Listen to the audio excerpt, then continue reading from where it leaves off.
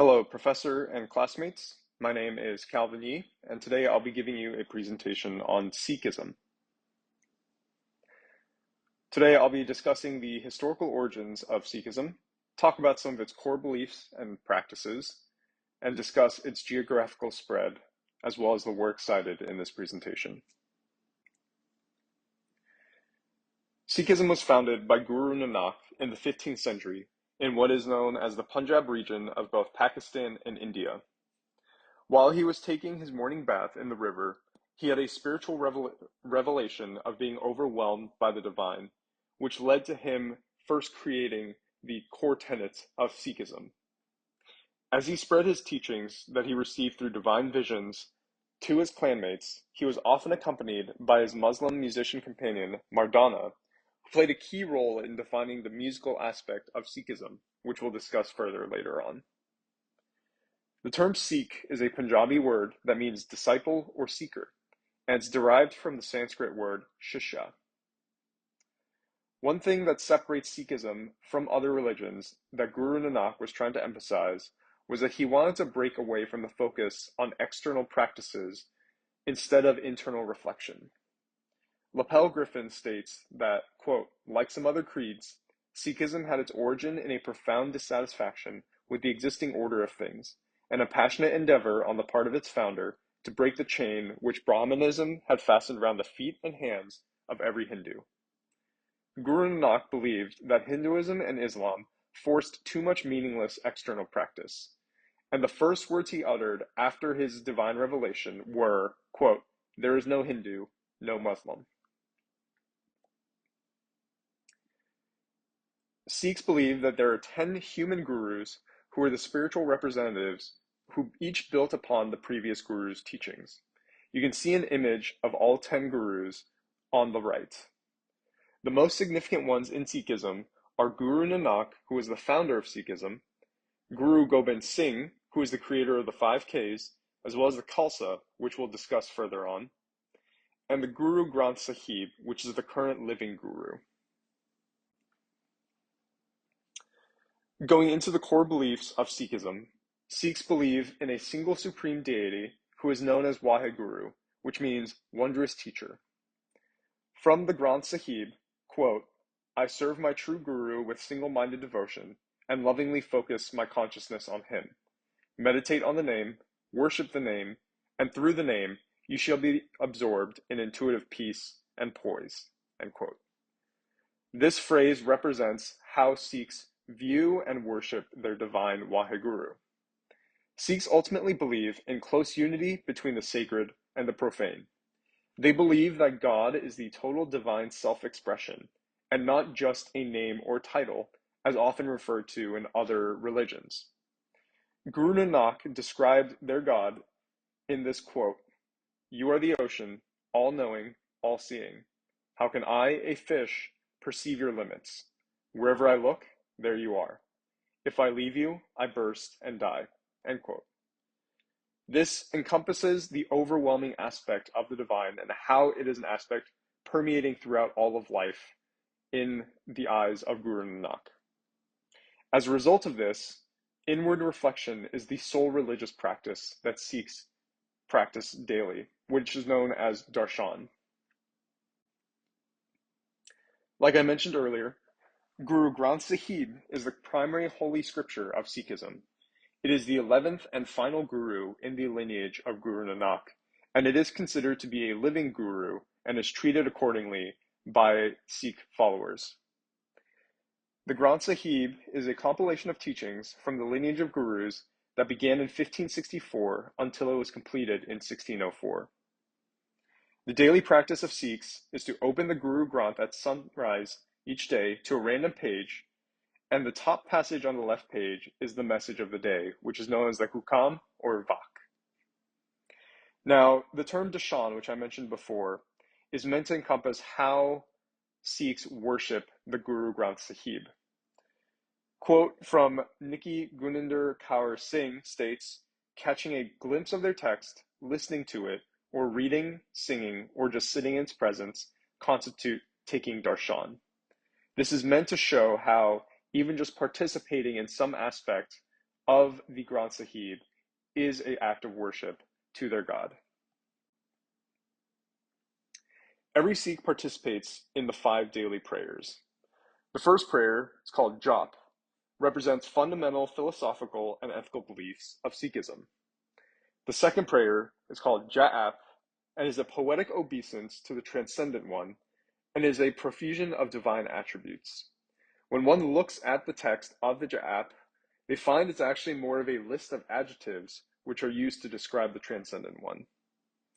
The third daily prayer is the Swayai, which are quatrains of internal love that are sung in an undulating rhythm meant to represent the divine flow.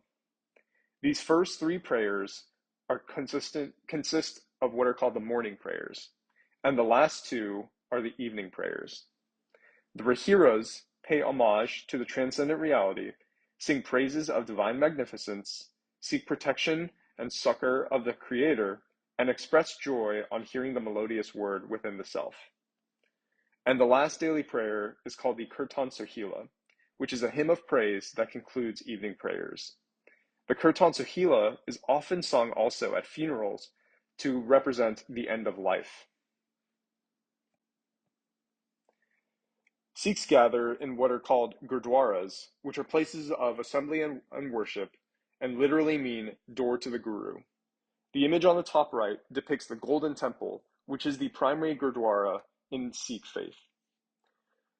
Gurdwaras are open access for anyone, regardless of your faith, gender, race, or economic background. Typical rituals that one will find in a gurdwara consist of the kirtan, which is singing of scriptural verses, ardas, or solo recitation, which are comparable to homilies that one would find in Christian services and Catholic masses, and the bhog, which is a joyous culmination of the service that ends with the Kara Prasad, which is Eucharist-like ceremony. The Kara Prasad is a concoction consisting of equal parts water, flour, butter, and sugar that is very sweet and is meant to be partaken by every member of the congregation, and it shows that everyone is equal on the spiritual level. Another important aspect of Sikhism is seva, which is voluntary manual labor in service to the community, with the intent to overcome the obsession with ego and individuality to cultivate humility, which Sikhs believe is the ultimate representation of the divine will. While gurdwaras around the world may have different architecture forms and layouts, every gurdwara will contain what is known as a langar, which is a community kitchen that provides a free vegetarian meal for anyone who needs it. Anyone is allowed to participate in the meal, not just Sikhs, and the meal is created by volunteers in the Sikh community. It's meant to represent the fundamental bonding of humanity, and think of the intimacy of sharing a meal with someone. This is the feeling that Sikhs are trying to evoke as they all eat together on the floor in rows, all sharing the same meal together. Arguably the most noticeable aspect of Sikhs are the 5 Ks, which are the key articles of faith for baptized Sikhs. These were decreed by Guru Gobind Singh, the 10th and last living Guru, when he created the Khalsa, which I mentioned earlier. The Khalsa are initiated Sikhs who have participated in the Amrit Sanskar, or the nectar ceremony. Anyone is allowed to partake in the initiation ceremony, regardless of age, gender, or race, which is different than many other religions, who often have restrictions on age or gender before they can partake in the initiation. The 5 Ks consist of, firstly, the Kes, which is uncut hair, representing disciplined holiness and divine completeness of the body. Sikhs refuse to cut their hair because they believe their bodies are aspects of the divine, and altering their body would be an affront to the divine. The Kanga is a wooden comb that is used to maintain cleanliness and a well-kept appearance. Even though Sikhs don't cut their hair, they believe it is important to represent a well-kept appearance since they are considered aspects of the divine. The Kara is a wrist ring of either iron or steel meant to represent eternity and remind them that their hands should always do good works. The Kach is an undergarment worn by both males and females in the Sikh community that represents sexual restraint. Finally, the Kirpan is a small curved sword used to protect the weak and to act in self-defense. It is important to note that a turban is not a part of the 5Ks, but is often worn by Sikhs as a symbol of commitment and spiritual power.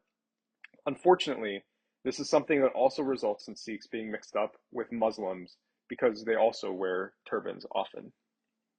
Another aspect changing in the modern times is that less Sikhs are cutting their hair, especially after the 1984 Indian Army attack on the Golden Temple, in order to blend in with society.